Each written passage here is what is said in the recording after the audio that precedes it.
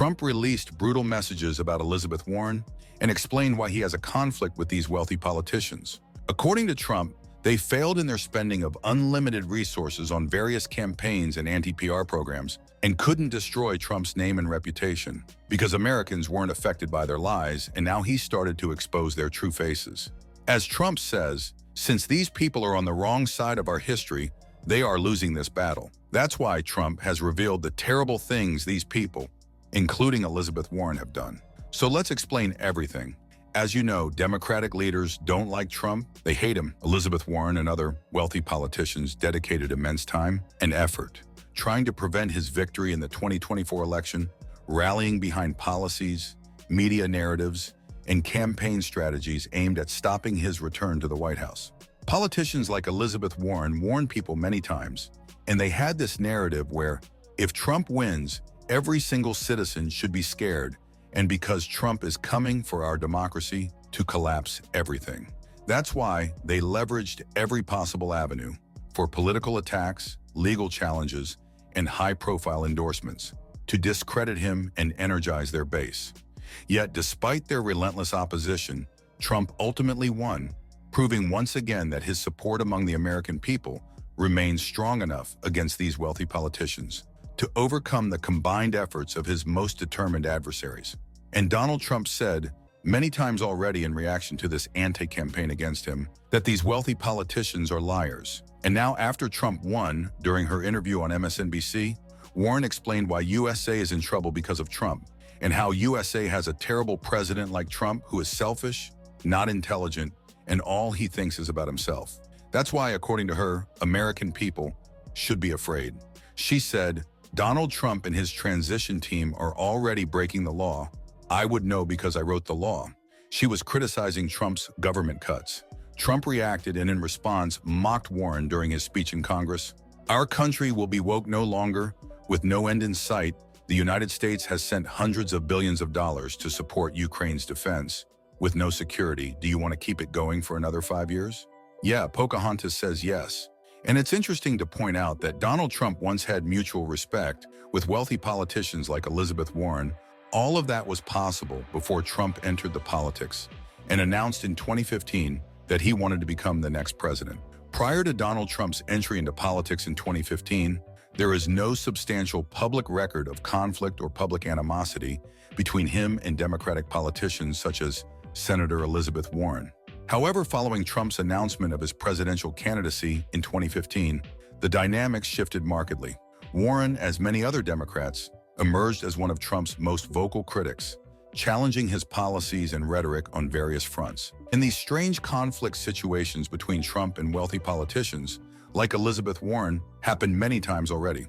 For example, the conflict between Trump and Elizabeth Warren reached its peak in 2020.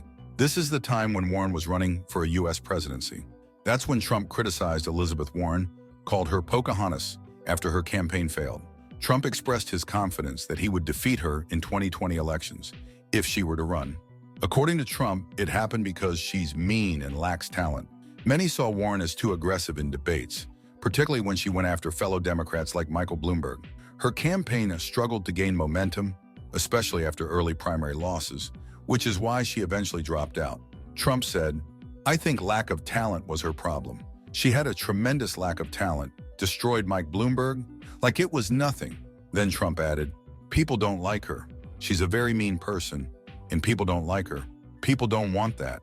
Then, after Trump won the 2024 elections, Trump had many conflicts with wealthy politicians, including Senator Warren, who was concerned about Donald Trump's refusal to cooperate with the outgoing Biden administration, saying it could have put national security at risk and increased the chances of corruption. As Trump refused signing of agreements with Biden's team and not sharing an ethics plan, Warren sent a letter to the General Services Administration, which managed the transition process, warning about the issue.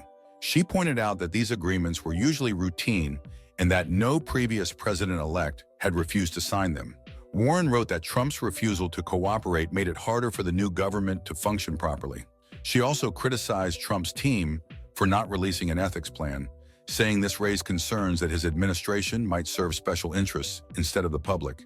In response, Trump denounced Warren's credibility by labeling her as fake, He questioned her integrity and authenticity, aiming to undermine her political standing. And now in 2025, U.S. President Trump brought up an old political rivalry with Senator Elizabeth Warren, calling her Pocahontas during a speech to Congress. He made the comment while talking about U.S. financial aid to Ukraine in the war with Russia. The United States has sent hundreds of billions of dollars to support Ukraine's defense. You want to keep it going for another 5 years? Yeah, Pocahontas says yes, Trump said, seemingly pointing at Warren in the audience. The Massachusetts senator reacted with a slow clap and a small smile, appearing to stay composed. Then Senator Warren said she clapped slowly when President Donald Trump called her Pocahontas because she wanted to show her support for Ukraine.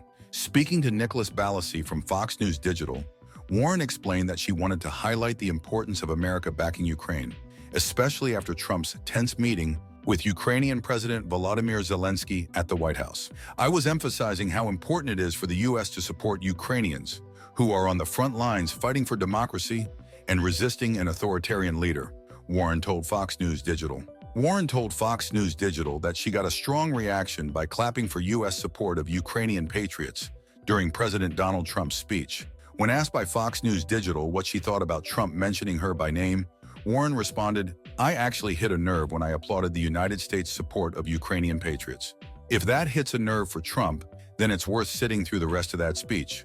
With that, several wealthy politicians, notably Senator Elizabeth Warren, have voiced strong criticisms of President Donald Trump's administration concerning the operations of the Department of Government Efficiency. For example, Warren and Representative Maxine Waters have raised alarms about DOGE's access to sensitive financial data, alleging that the department overstepped legal boundaries by accessing internal systems of agencies like the Consumer Financial Protection Bureau and the Treasury Department. They argue that such actions could expose personal and confidential information of American citizens and sensitive business data, potentially benefiting Musk's private interests. But President Trump has dismissed these criticisms, defending DOGE's initiatives as necessary measures to combat government inefficiency and waste.